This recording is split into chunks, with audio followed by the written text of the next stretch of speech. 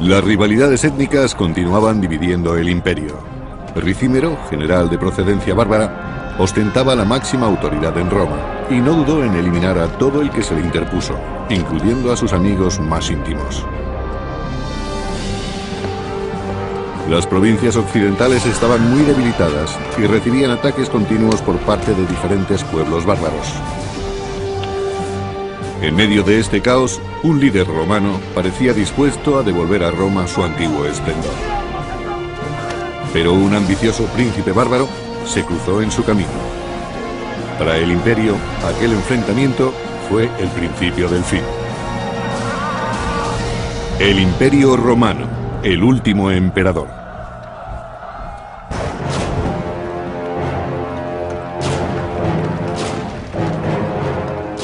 En el siglo V después de Cristo, el Imperio Romano Occidental no era más que una sombra de lo que había sido.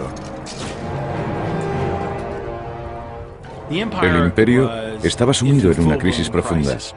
Los bárbaros que había fuera de las fronteras presionaban para entrar en Roma. Y debido a la ruina económica, el imperio no tenía dinero suficiente para mantener un ejército fuerte y para sostener su infraestructura. Sin un ejército bien preparado, Roma estaba indefensa frente a una de las mayores fuerzas bárbaras. Se trataba de los hunos, dirigidos por su feroz caudillo, Atila. Calínico, cronista del siglo V, nos habla de sus hazañas. Los hunos tenían un ejército numeroso y capturaron más de 100 ciudades. Mataron a tantas personas que era imposible contarlas.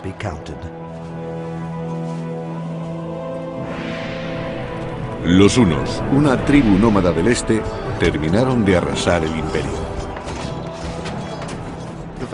La verdad es que ya no existía el Imperio Romano Occidental.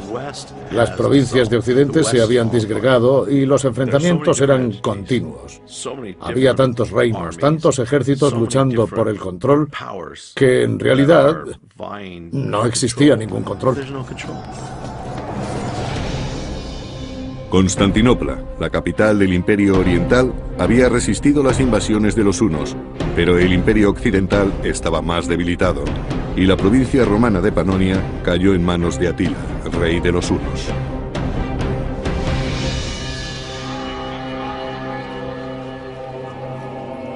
Ahora, en los antiguos territorios del imperio, los romanos obedecían a sus invasores, los hunos.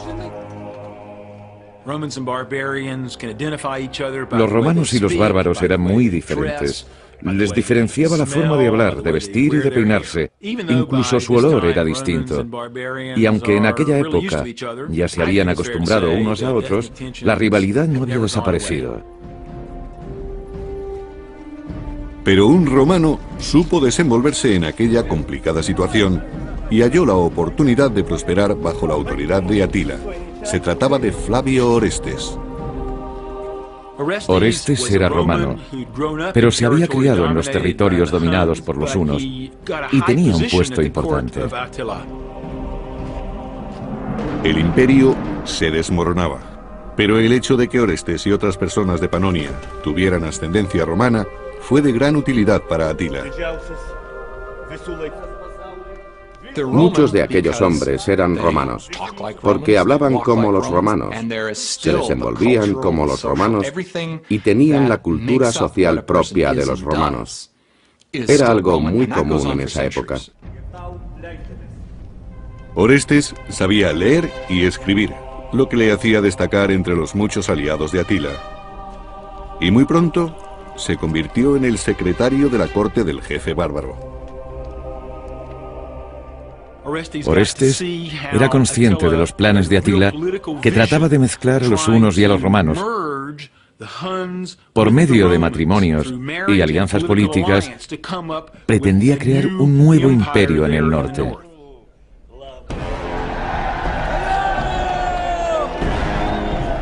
Orestes era uno de los colaboradores más cercanos de Atila y fue testigo directo de la crueldad de la justicia bárbara. Como romano, debió de sentirse ofendido. Había mucha rivalidad entre los bárbaros y los romanos. La mezcla de culturas suponía un problema insalvable en muchos casos, aunque ambos pueblos trataban de cooperar en los asuntos importantes o en los intereses comunes. La verdad es que existían muchas tensiones. Orestes detestaba que los bárbaros torturaran a los romanos, pero los planes de Atila despertaron también su ambición. Cuando Orestes servía en la corte de los hunos, observó que su rey, Atila, pretendía crear una poderosa nación partiendo de la nada. Fue entonces cuando comprendió que era posible levantar el antiguo imperio. Si un rey unificaba a los bárbaros y a los romanos, Roma recuperaría el esplendor de los primeros años, de la época de los primeros emperadores. Orestes trabajaba al servicio de los bárbaros, pero siempre se sintió romano. Pensaba que su pueblo era superior y deseaba que el imperio recuperara su antigua gloria. En el año 453 después de Cristo, el reinado de Atila terminó de manera inesperada en su noche de bodas. Fue un duro golpe para los hunos y para los aliados bárbaros. Su esposa lo encontró muerto por una hemorragia. Temió que la acusaran de asesinato y pasó la noche junto al cadáver. Según Jordanes, historiador del siglo VI, murió no por herida mortal, ni frente al enemigo, ni por traición, sino felizmente en el placer y sin dolor.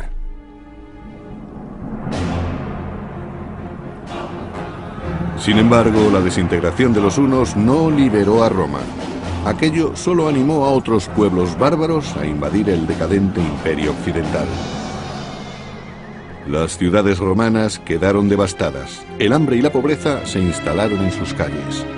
Y Orestes, que había perdido su influencia, trataba de salir adelante en una tierra que luchaba por sobrevivir.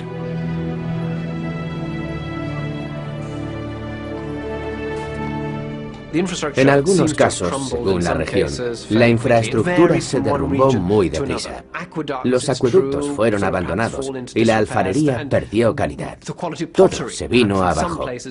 La planificación urbanística se deterioró y los edificios quedaron descuidados. Fueron tiempos de miseria y pesimismo. Los detalles de los viajes de Orestes se han perdido, pero como auténtico romano, se negó a admitir que el imperio estaba a punto de hundirse. Deseaba recuperar sus valores y su civilización, y con esta esperanza decidió ponerse en camino hacia Roma. El imperio romano ya había caído. Sin embargo, sus líderes se negaban a admitirlo. Y muchos de sus ciudadanos tampoco podían aceptar que Roma desapareciera. Pensaban que mientras hubiera un emperador en el trono, Roma existiría. Mientras las murallas protegieran la ciudad, Roma existiría. Mientras hubiera alguien que creyera en ello, Roma seguiría existiendo.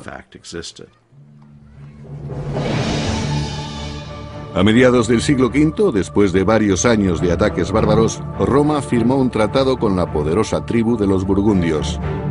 El imperio aceptaba ceder parte de sus más prósperos terrenos a cambio de ayuda militar. Los burgundios provenían de Escandinavia y se asentaron en el sur de las Galias. Fueron los primeros territorios que se escindieron del imperio. Las regiones se iban separando lentamente. Podría compararse a la reacción de un cuerpo humano cuando se enfría. El organismo está programado para que el corazón y el cerebro sobrevivan más tiempo. Los dedos de la mano, los pies, son lo primero que deja de funcionar, y algo parecido ocurrió en el imperio. En compensación por las tierras, los burgundios proporcionaron mercenarios a Roma. Pero aquel tratado solo sirvió para prolongar la agonía. La tierra es la principal fuente de recursos, y cuantas más propiedades cedían a los bárbaros, menos dinero recaudaban los romanos. y por lo tanto tenían que seguir cediendo tierras para que al menos su ejército permaneciera fuerte. Era un círculo vicioso que conducía cada vez más deprisa al desastre económico. El jefe de los burgundios, Gundebaldo, era hijo de un poderoso caudillo bárbaro. Su tribu proporcionó muchos mercenarios al imperio cuando éste comenzó a debilitarse.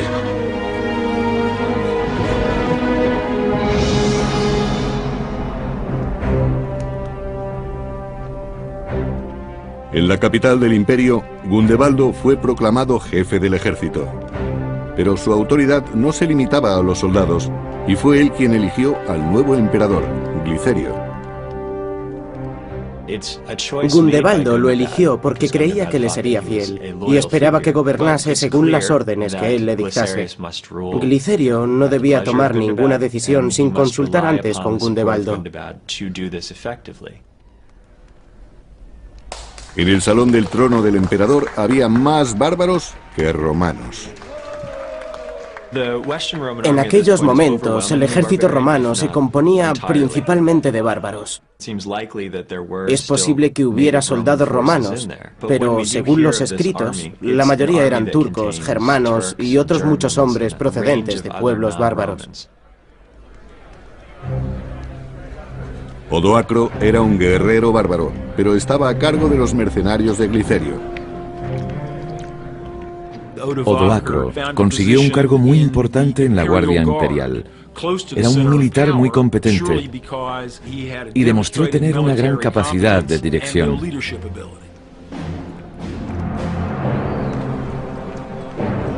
Tras la muerte de Atila, Orestes se había encontrado con una Roma decadente. Enseguida se dio cuenta de lo mucho que el imperio había cambiado desde sus días de gloria.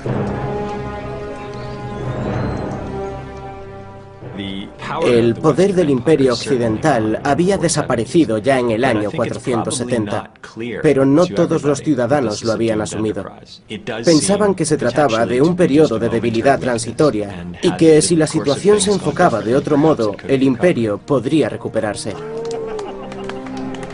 La experiencia de Orestes le permitió alcanzar un alto puesto en el ejército imperial, pero le sorprendió que Odoacro, un humilde bárbaro, ocupase un puesto similar.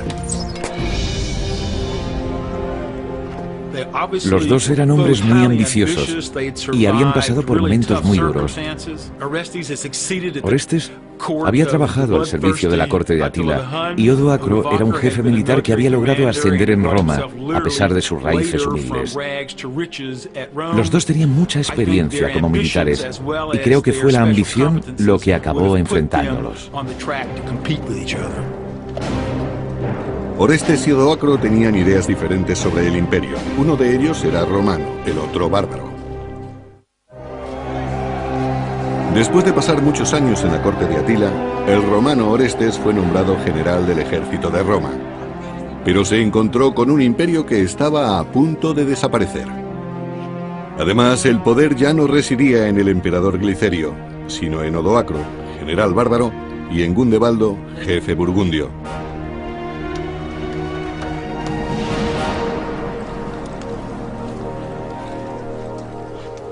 En el pasado, Roma ya había integrado mercenarios bárbaros en su ejército para asegurarse de que no consiguieran demasiado poder.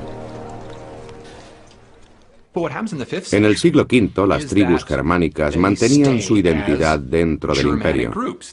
Conservaban su vestimenta, comida y cultura, así como su estructura administrativa, política y militar. Resulta extraño, pero no estaban romanizados. Y ahora los guerreros de Gundebaldo ostentaban el mismo poder que los romanos en el ejército imperial. El ejército del emperador Glicerio, dirigido por el general Gundebaldo, incluía muchos grupos étnicos, también soldados burgundios, pero todos juntos formaban el ejército de Roma. También hubo tensiones en el ejército a causa de la rivalidad entre romanos y bárbaros. Los romanos pensaban que, tratándose del ejército de Roma, ellos deberían ocupar un puesto más alto y que los bárbaros deberían ocupar puestos inferiores. El poder del ejército romano desapareció cuando estalló la violencia entre sus filas y el estamento militar acabó dividiéndose. El general Orestes terminó aceptando que aquel problema era imposible de resolver.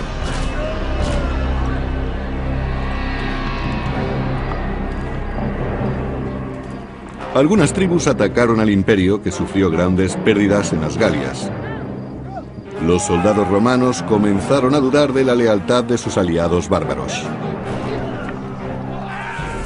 Creo que, dada la situación, cada uno se ocupaba de sí mismo.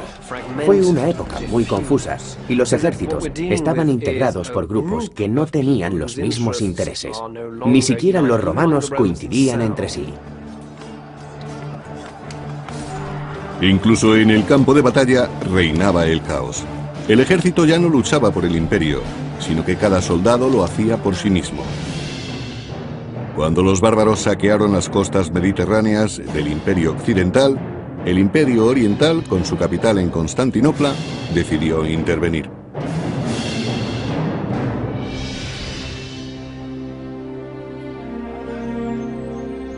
En su palacio fortificado, León, anciano emperador de Oriente, disfrutaba de la seguridad de su imperio. A mediados del siglo V había dos imperios distintos, el occidental y el oriental. El imperio oriental era muy próspero, pero el occidental no. León culpaba a Glicerio de los fracasos de Roma y decidió intervenir. De modo que proclamó un nuevo emperador de Occidente, Julio Nepo.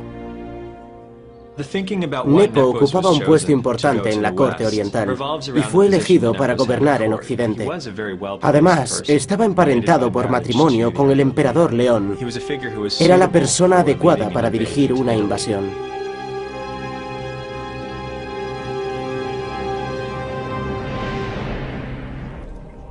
En el año 474 después de Cristo, Nepo reunió un ejército y partió desde Constantinopla hacia la península itálica. Oriente quería reafirmar su influencia en Occidente y buscaron un candidato que derrocara a Glicerio. Su reacción no tuvo nada de sorprendente. Acababa de ser proclamado emperador, pero Nepo tenía que demostrar muchas cosas todavía si quería rescatar el imperio occidental de manos de los bárbaros. Cuando el ejército de Nepo partió de Constantinopla, el emperador Glicerio preparó su propio ejército en Roma para contrarrestar el ataque. Pero cuando Glicerio ordenó a Orestes y a Odoacro que aprestaran sus tropas para el combate, comprobó la falta de lealtad de los bárbaros. Gundebaldo y los burgundios le habían abandonado.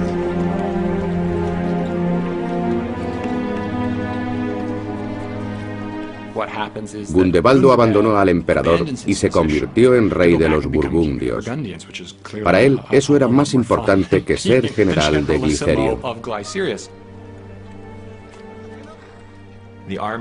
Los soldados no eran todos de procedencia romana, y por eso sus intereses no eran los que se esperarían si hubiesen sido ciudadanos romanos. Sin el apoyo de los burgundios, los ejércitos de Orestes y de Odoacro no podían salvar a Glicerio de las tropas invasoras de Nepo.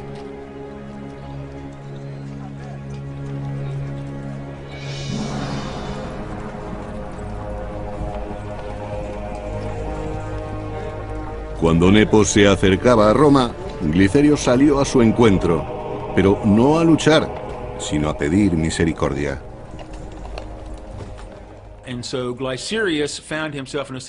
Glicerio se encontró con que ya no tenía soporte militar ni de sus bárbaros, ni de sus tropas locales.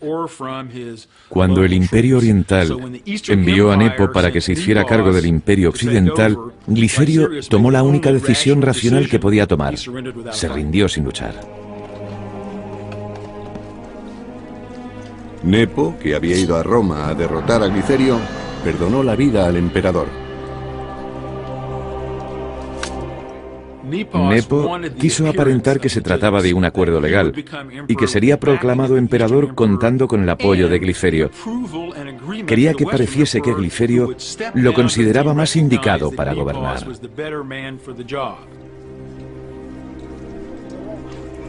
Nepo ordenó que Glicerio fuera investido obispo y lo exilió de Roma. En junio del año 474, cuando Nepo fue proclamado emperador de Occidente, recibió el apoyo de Orestes y de Odoacro. Inmediatamente, ambos se declararon fieles al nuevo emperador. Como romano, Orestes consideraba que Roma seguía siendo un imperio y que él podría protegerla. Pero Odoacro opinaba que el imperio como tal ya no existía. Se trataba de dos militares muy competentes y muy capacitados, pero la existencia del imperio que querían remontar era dudosa.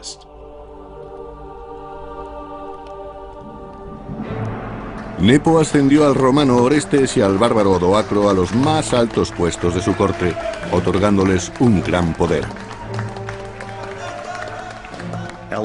Ascendiendo a la vez a Orestes y a Odoacro y confiriéndoles el mismo poder, o al menos la misma consideración, estaba preparando su camino a la ruina. Ambos eran personajes de una firme voluntad y una gran experiencia como militares. Pero los visigodos y otros pueblos bárbaros seguían realizando incursiones en el último territorio romano que quedaba en las Galias.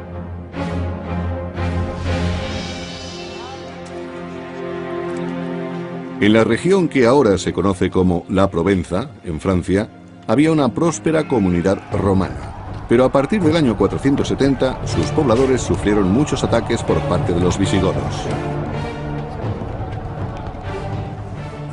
Eurico, el rey de los visigodos, era muy ambicioso.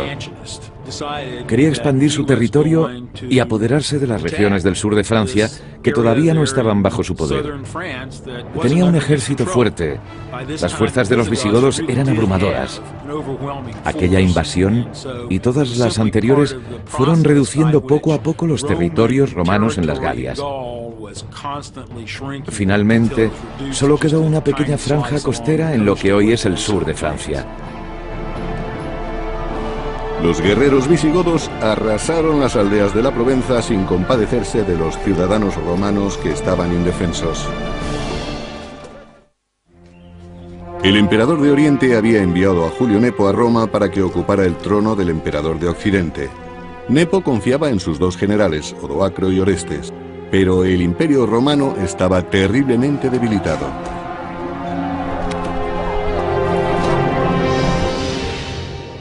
Los bárbaros visigodos invadieron el sur de las Galias, forzando a combatir a las legiones romanas de la frontera.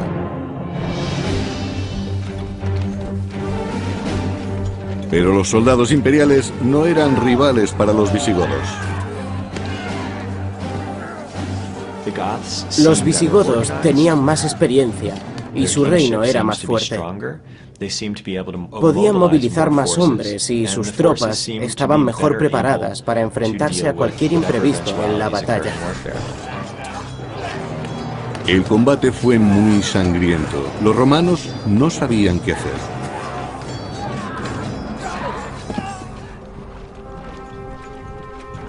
Aunque el general Orestes no tenía experiencia en el combate, el emperador Nepo le ordenó partir a las Galias para expulsar a los bárbaros. Prometió nombrar a Orestes gobernador de las Galias. Pero, aunque el nombramiento tuviese visos honoríficos, resultaba un poco sospechoso. Las Galias estaban a punto de ser completamente invadidas, y aquello parecía más bien una forma de alejar a Orestes, aunque es algo que nunca sabremos.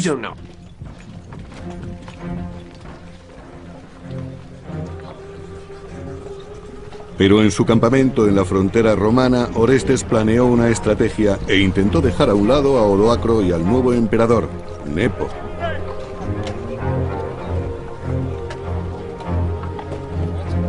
Ofreció un trato a sus soldados, bárbaros en su mayor parte.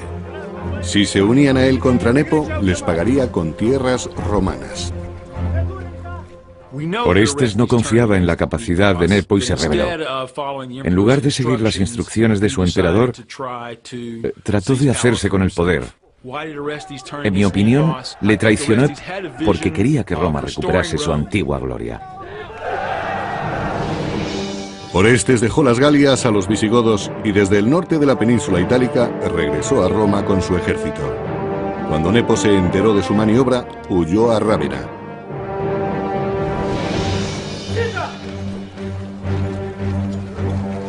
En agosto del año 475, Orestes marchó hacia Rávena y ordenó a sus tropas que buscaran al emperador.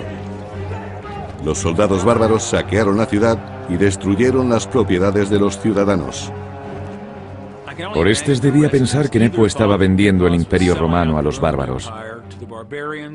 O quizás su ambición era muy fuerte y deseaba hacerse con el poder de todo el imperio. Pero a pesar de las amenazas, nadie reveló dónde se escondía el emperador. Nepo hubo de abandonar la ciudad en secreto. Según Jordanes, historiador del siglo VI, Nepo huyó a Dalmacia y vivió allí como un ciudadano más. Curiosamente, se trataba de la misma ciudad en la que el emperador Glicerio había sido nombrado obispo.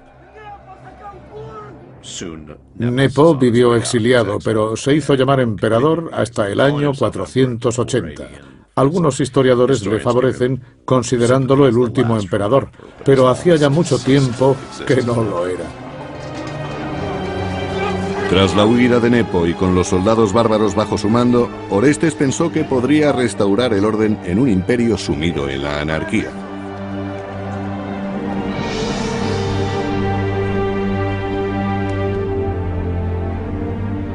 Y utilizó una astuta estrategia. Orestes no reclamó el imperio para sí, sino para su joven hijo, Rómulo Augustulo. Orestes era consciente de su situación. Se había criado entre bárbaros y había prestado servicio en la corte de los hunos. Así que era probable que los romanos lo rechazaran como emperador. Sin embargo, aceptarían a su hijo Rómulo, que era romano y se había criado en Roma. Orestes no tuvo en cuenta lo insignificante que era el cargo de emperador en aquel momento. Rómulo permaneció protegido en la ciudad de Rávena. Rómulo estaba al cuidado de su tío Paulo. Todavía era solo un adolescente, de ahí que su segundo nombre fuera Augustulo, pequeño Augusto. El joven Rómulo obedeció las órdenes de su padre. Era Orestes el que dirigía el imperio y acabó alejando a su rival Odoacro para convertirse en el hombre más poderoso de Roma.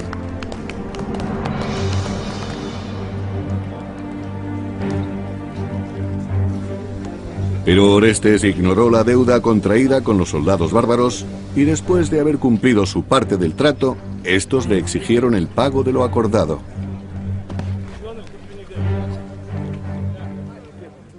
Los bárbaros querían establecerse en las tierras del imperio.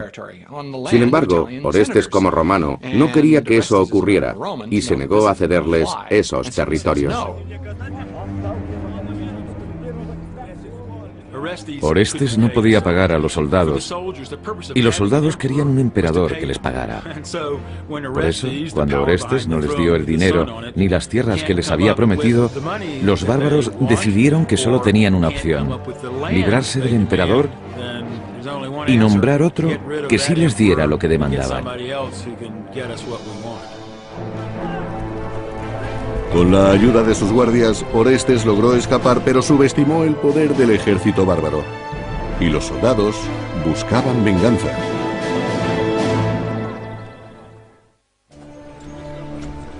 Después de varios años compitiendo con Odoacro, el romano Orestes consiguió aventajarle y coronó a su hijo de 12 años, convirtiéndolo en emperador. Pero las tensiones aumentaron cuando no pagó su parte del trato al ejército bárbaro.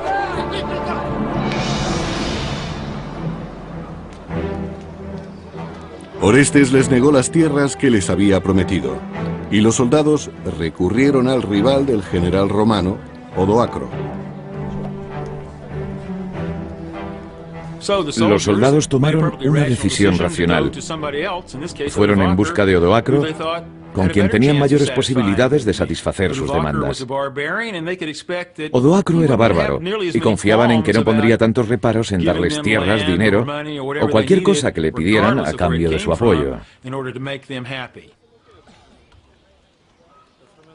Los soldados hicieron una oferta a Odoacro que éste no podía rehusar.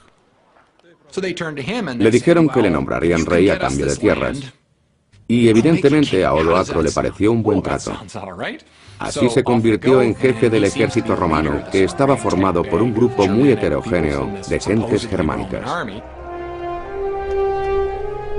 Se propusieron invadir los últimos territorios romanos del imperio. Odoacro estaba a punto de vengarse de Orestes, el hombre que le había arrebatado el poder en Roma.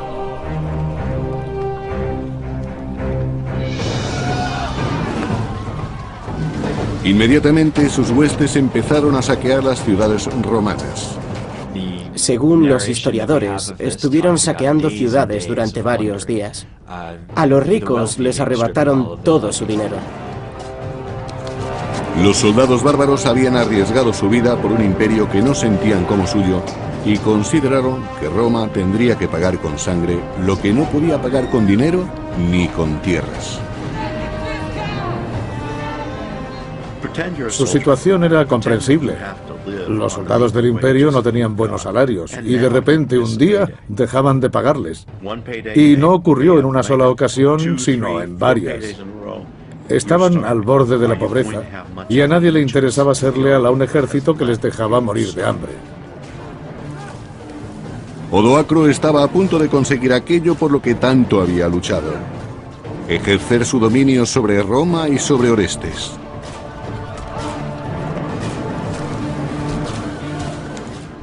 Lo que ocurrió en el año 476 no fue exactamente una guerra. No hubo invasiones ni grandes batallas. Solamente había soldados que trataban de sobrevivir. Y para conseguirlo, tenían que hacer todo lo necesario. Estaban entrenados para luchar y lucharían contra todo aquel que se interpusiera en sus planes. Por eso los levantamientos y los saqueos eran continuos. Orestes decidió dejar a su hijo, el joven emperador Rómulo, en Rávena, al cuidado de su tío Paulo. Después, el general bárbaro escapó a Ticino, en el norte de Italia. Orestes se vio obligado a refugiarse en Ticino, la moderna Pavía, para escapar de Odoacro y de su ejército. Sabemos por algunos escritos que el obispo de Pavía dio refugio a Orestes. Pero no logró librarse de la ira de los bárbaros. Orestes se vio forzado a huir cuando Odoacro y sus hombres registraron la iglesia tratando de apresarlo.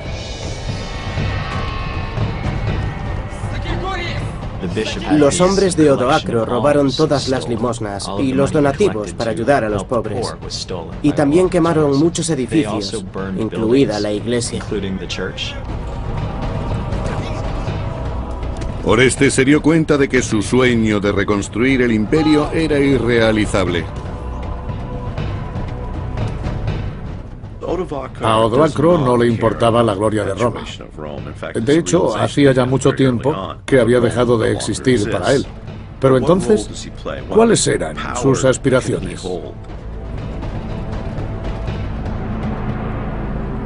Orestes y su guardia escaparon de Ticino. Trataban de ganar tiempo para preparar el enfrentamiento contra Odoacro. Hacía mucho tiempo habían sido compañeros en la corte. Ahora ambos luchaban por el poder. Ambos estaban muy orgullosos del puesto que ocupaban y ninguno quería reconocer la autoridad del otro. Por tanto, el enfrentamiento era inevitable. Orestes y su ejército llegaron finalmente a Plasencia, la moderna Piacenza, antes de enfrentarse a Odoacro en el campo de batalla.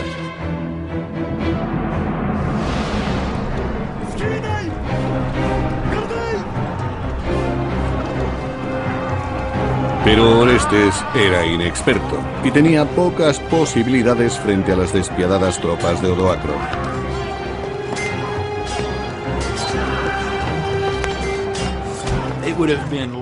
La batalla fue muy violenta. En realidad, no es el entrenamiento militar lo que da la victoria a un ejército. El ánimo y la confianza con que acuden a luchar los soldados tiene mucha influencia en el resultado. Hubo muchos cadáveres, heridos y hombres paralizados por el miedo. Orestes estaba siendo derrotado.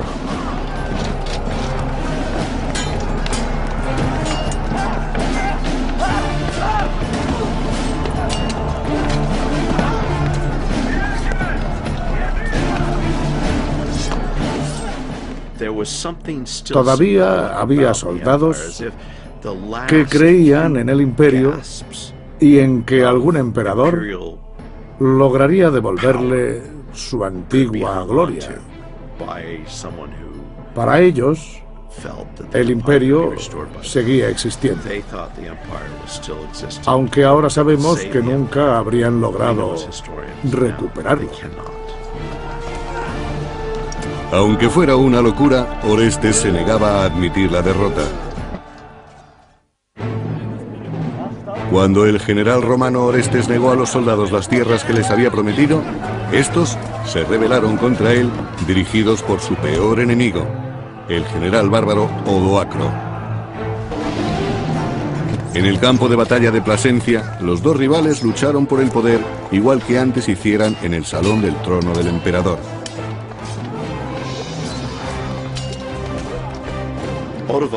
Odoacro y Orestes eran los dos personajes más importantes del Imperio Occidental. El futuro de Roma dependía de ellos y deberían haber colaborado juntos. Nunca se plantearon llegar a un acuerdo. Eran demasiado ambiciosos y recurrieron a la guerra. Se enfrentaron en una lucha a muerte, y cuando por fin terminó la batalla, Orestes, el romano, sucumbió ante el poderoso bárbaro.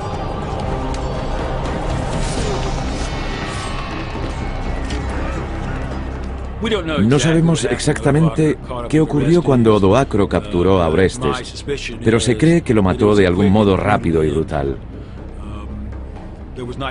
No se celebraron ceremonias ni funerales en su honor. Orestes simplemente desapareció.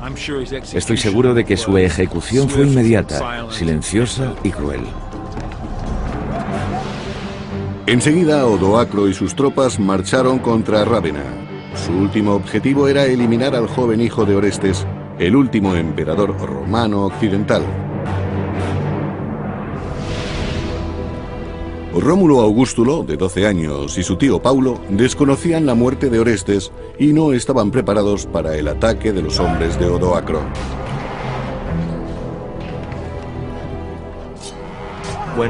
Cuando Odoacro llegó a Rávena, Rómulo no pudo hacerle frente. Era demasiado joven y no tenía experiencia, pero Paulo trató de proteger a su sobrino. Los hombres de Odoacro mataron a Paulo y capturaron al emperador. Aterrado, el joven trató de escapar. Era el último emperador romano y los bárbaros habían decidido eliminarle. No pudo esconderse de ellos. No tenía escapatoria. En realidad, Rómulo no era más que un títere. Odoacro no tenía motivos para asesinarlo. Pero el despiadado guerrero tomó una decisión sorprendente. Perdonó la vida al joven emperador y lo envió al exilio. Al perdonarle la vida a su enemigo, Odoacro mostró una gran clemencia.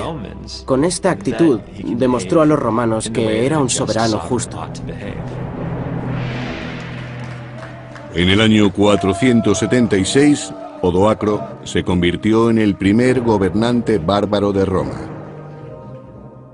Aunque ahora Odoacro era rey, no era el rey de Roma ni del imperio.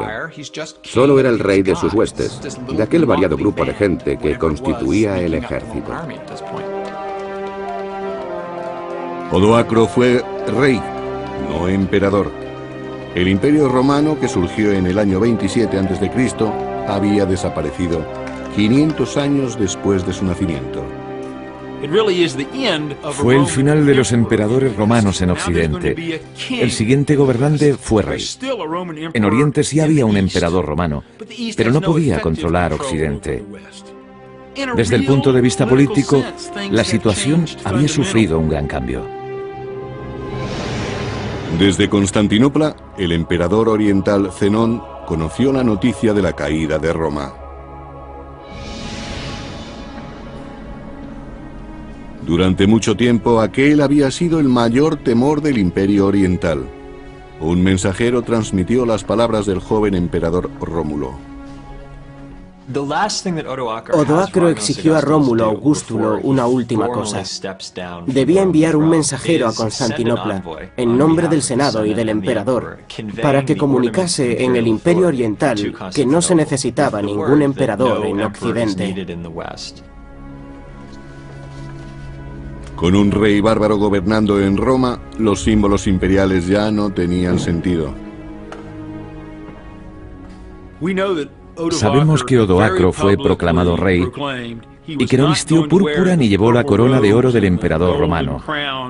Él mismo decidió prescindir de los símbolos y las costumbres de Roma. Odoacro tenía la intención de ser algo nuevo, el rey de Occidente, no el emperador. Las vestiduras, coronas y joyas quedaban para el emperador de Oriente. Para Odoacro estas riquezas ya no significaban poder y prestigio, sino fracasos y pérdidas. Los bárbaros y sus familias se asentaron en las tierras que habían pertenecido a Roma. Eran los territorios por los que tanto habían luchado. Occidente estaba ahora en sus manos. Odoacro cumplió lo que había acordado con sus soldados y les dio lo que les había prometido. Demostró a su ejército que era un hombre de palabra. Los territorios del imperio fueron rápidamente ocupados por los bárbaros. Las haciendas se llenaron de mujeres y niños. Al principio, Roma se fortaleció porque aceptó a los extranjeros, pero cuando los bárbaros empezaron a llegar en gran número y quisieron formar parte del Imperio Romano, los romanos ya no pudieron ni quisieron aceptarlos como habían hecho antes. Sus razones eran muy complejas, pero fue un error. El hecho de no aceptar a los extranjeros fue lo que poco a poco debilitó al imperio y uno de los motivos principales de la caída de Roma. Pero a pesar de la caída del imperio, su legado sobrevivió. En lugares remotos como monasterios y bibliotecas, la cultura de la civilización romana se salvó y conservó milagrosamente. El recuerdo de Roma perduró en aquellos lugares en los que prevalecía el deseo de aprender. Muchos libros registraron las costumbres de aquel imperio y con el tiempo sus tradiciones, su literatura y su cultura llegaron a considerarse los cimientos de la sociedad civilizada. Roma nos ha legado una inmensa cultura, especialmente a nosotros, a Occidente, y también muchas instituciones y terminología. Las lenguas que hablamos tienen su origen en Roma. No podríamos escapar de la herencia del imperio, aunque lo intentáramos. Y eso es lo más importante de todo.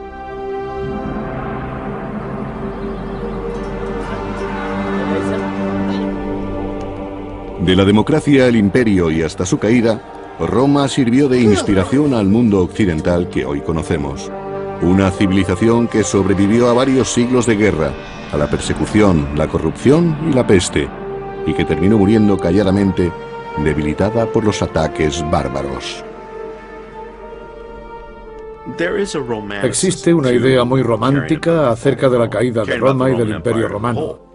Y su historia ha repercutido en la formación del mundo moderno. Pero todo eso ocurrió hace 1500 años. ¿Por qué tendríamos que ocuparnos de ello ahora? En mi opinión, la respuesta es muy sencilla. Debemos conocer los datos porque en Roma se cimentaron los aspectos más significativos de la historia de la humanidad y también los más terribles. Y si los analizamos, acabaremos comprendiéndolos. Quizás así podamos aprender de sus aciertos y evitar sus fracasos.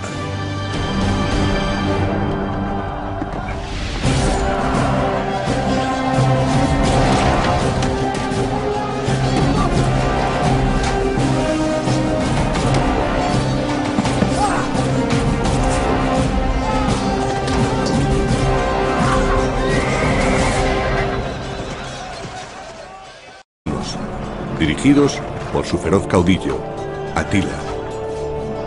Calínico, cronista del siglo V, nos habla de sus hazañas.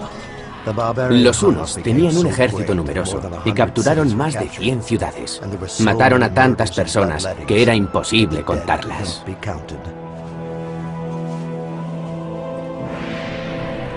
Los hunos, una tribu nómada del este, terminaron de arrasar el imperio.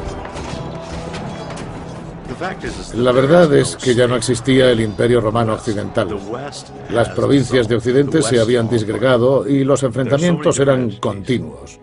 Había tantos reinos, tantos ejércitos luchando por el control, que en realidad no existía ningún control.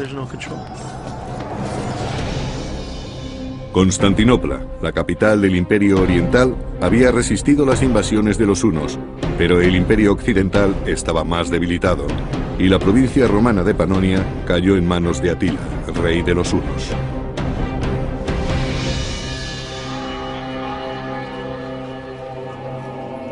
Ahora, en los antiguos territorios del imperio, los romanos obedecían a sus invasores, los hunos.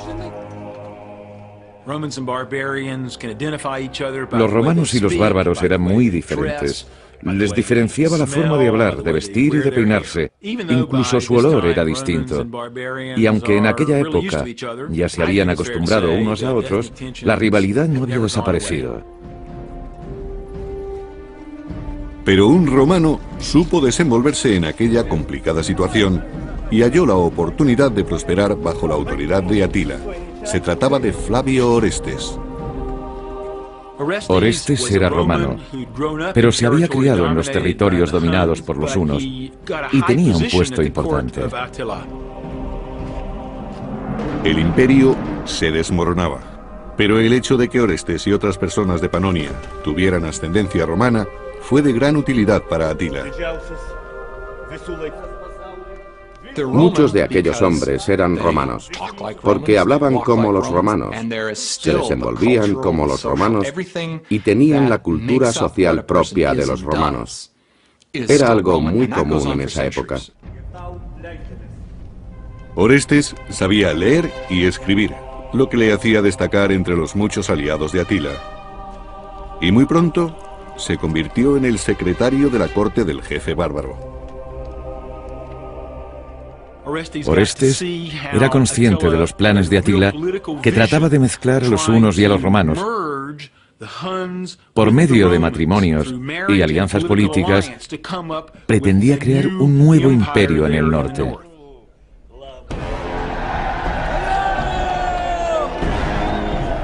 Orestes era uno de los colaboradores más cercanos de Atila y fue testigo directo de la crueldad de la justicia bárbara. Como romano, debió de sentirse ofendido. Había mucha rivalidad entre los bárbaros y los romanos. La mezcla de culturas suponía un problema insalvable en muchos casos, aunque ambos pueblos trataban de cooperar en los asuntos importantes o en los intereses comunes. La verdad es que existían muchas tensiones.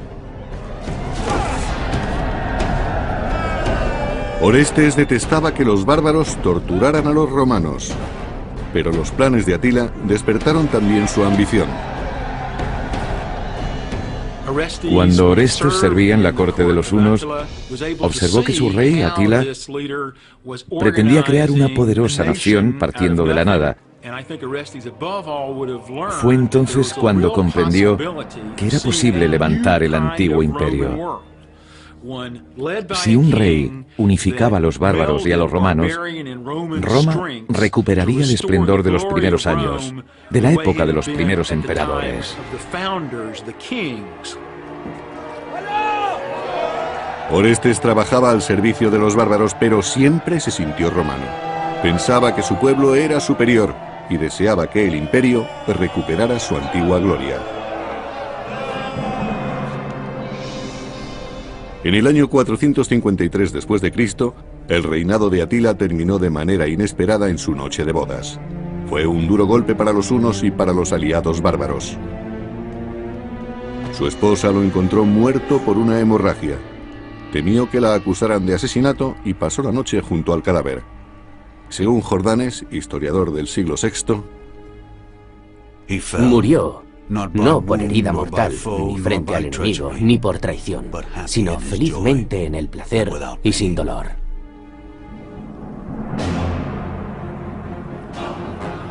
Sin embargo, la desintegración de los hunos no liberó a Roma. Aquello solo animó a otros pueblos bárbaros a invadir el decadente imperio occidental. Las ciudades romanas quedaron devastadas. El hambre y la pobreza se instalaron en sus calles. Y Orestes, que había perdido su influencia, trataba de salir adelante en una tierra que luchaba por sobrevivir.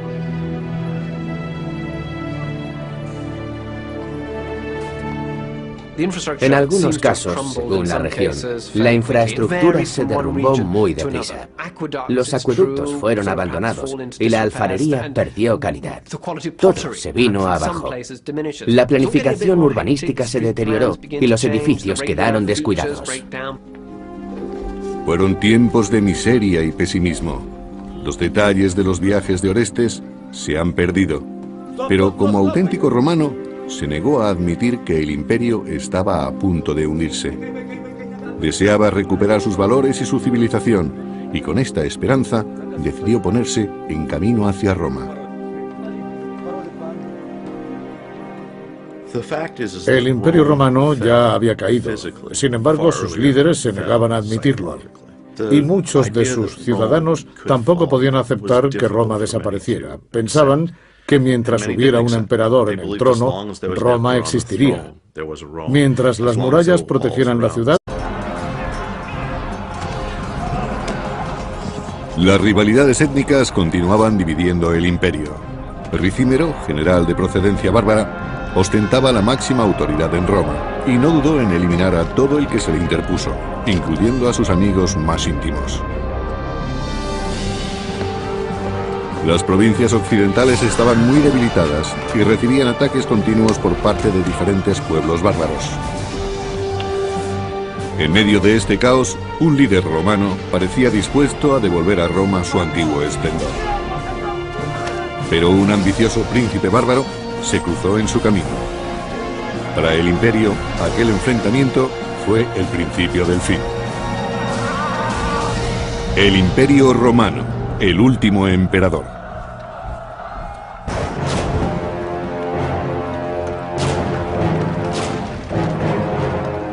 En el siglo V después de Cristo, el Imperio Romano Occidental no era más que una sombra de lo que había sido. El imperio estaba sumido en una crisis profunda. Los bárbaros que había fuera de las fronteras presionaban para entrar en Roma. Y debido a la ruina económica, el imperio no tenía dinero suficiente para mantener un ejército fuerte y para sostener su infraestructura. Sin un ejército bien preparado, Roma estaba indefensa frente a una de las mayores fuerzas bárbaras. Se trataba de los